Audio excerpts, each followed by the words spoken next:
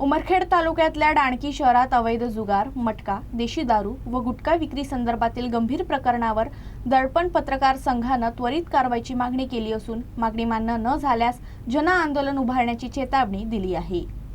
डाणकी शहरात अवैध जुगार, ऑनलाईन जुगार, मटका, गुटखा विक्री तसेच अवैध दारू वाहतूक व गोळी मिश्रित सिंधी विक्री मोठ्या प्रमाणात सुरू असल्याचा आरोप करत दर्पण पत्रकार संघाने हे सर्व अवैध धंदे त्वरित बंद करण्याची मागणी केली आहे। शहरातील वर्दळीच्या ठिकाणी खुलेआम सुरू असलेल्या या धंद्यांमुळे नागरिकांना त्रास होत असून अनेक कुटुंबांचे संसार उद्ध्वस्त होत असल्याचं संघाने नमूद केलं आहे। संबंधित पोलीस प्रशासनाकडून होत असलेल्या दुर्लक्षाचा आरोप करत तात्काळ कारवाई न झाल्यास वरिष्ठ पातळीवर संवैधानिक मार्गाने मोठे जनआंदोलन उभारण्याचा इशाराही देण्यात आला आहे।